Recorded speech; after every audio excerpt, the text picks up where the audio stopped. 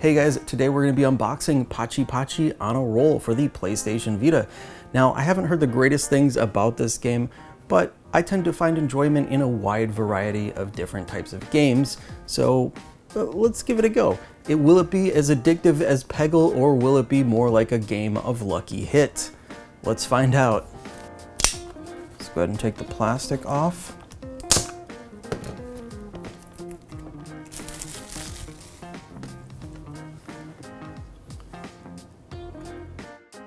All right, and you can see it has the embossed title as usual.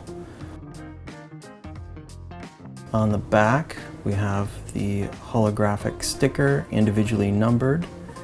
Join Fujiko and Robin, two thieves risking all to ruin the bank of the biggest 4 casinos in Money City. And then of course we have the sticker, Play Asia sticker that came with it. And let's see what we have inside. All right, so here we have the soundtrack.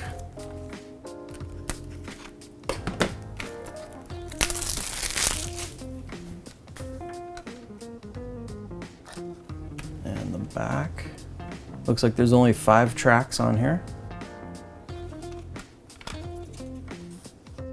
Inside, we have the disc. Art behind the disc, and the fold-out insert. Oh, and it's got a shot of the pinball table on here. Actually, what is this? Oh no, that's not even dirt. Looks like maybe a printing error. Huh, that's too bad. The numbered certificate, which also matches the back of the box. Number 166 out of 1,000 total copies. And there's not really much on the back there. And then finally we have the game. So this is the game that people were pretty underwhelmed with, but I don't know, I tend to find enjoyment in kind of more simple games too, you know, especially casual stuff like this. So I don't know, we'll see how I feel about it. There's the back. Complete more than 32 missions, play on various machines, master mini games in this arcade classic, unlock 8 different dresses.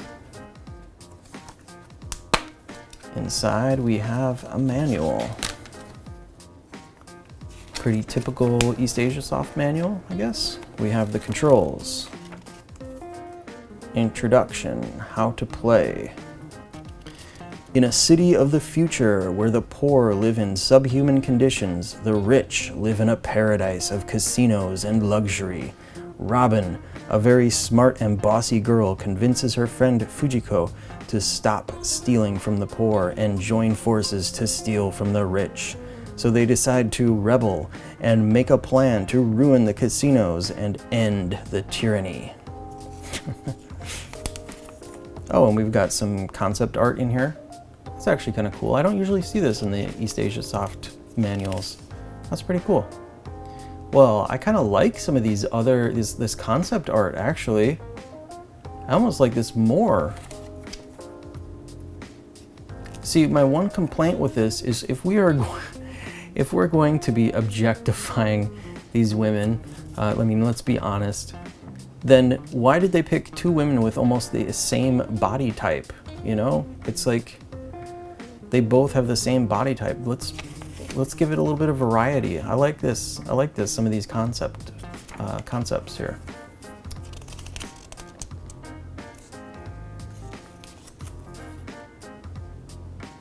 Pretty cool. I don't know, unless some of these characters are like, you know, other like NPCs or something, I don't know. And then we've got the trophies. So that's probably gonna be most of the fun in this, I feel like, is trying to unlock trophies. I feel like I'm gonna have a lot more fun with the Vita version than say playing this on the Switch, but I don't know, we'll see. Maybe the gameplay is great. We've got some art on the back side too. Take a look at that. All right, so here's a close-up of the game card. Let's go ahead and check it out.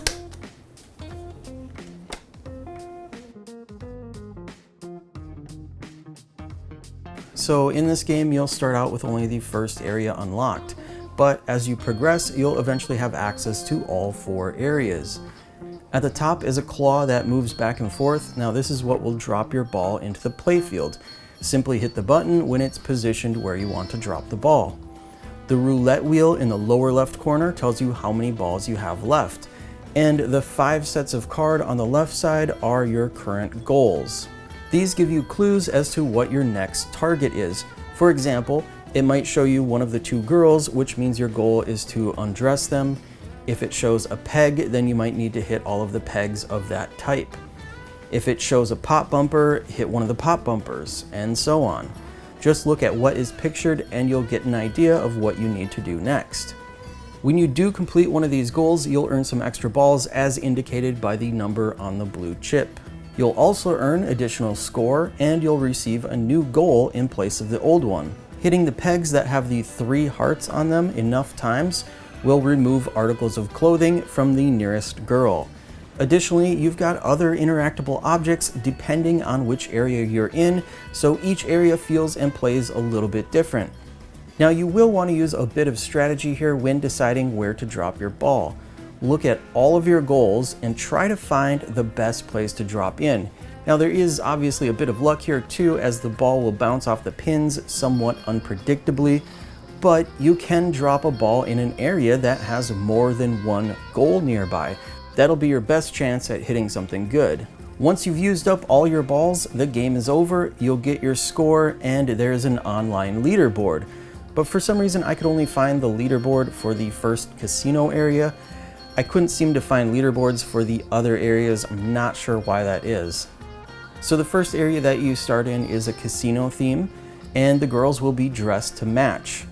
The second area will be a Western theme, then space, and medieval. Each area has their own unique bonus mini game. For example, there's a brick breaker, a pinball, and a cannon shot game. I do kind of wish that there were more areas, objectives, and unlockables, maybe even a progression system of some type, because the game did seem a bit short. I got the platinum trophy in about 2 hours, but I was also taking notes and recording in that time. I have to admit though, I thought it was fun. It's more of a casual, goal-oriented game, something you might play while sitting on the toilet if that's your thing, or just getting a quick game in here or there.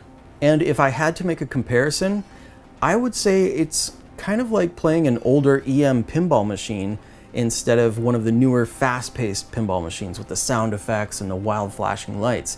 That's a better comparison, I think, for it, because if I compare it to, say, my pachinko machine, that's kind of like, it's fast-paced, but you're launching a whole bunch of balls in all at once, and you're activating all these different things at once. This is kind of dropping one ball in, just kind of slowly watching it make its way down and hitting the target areas.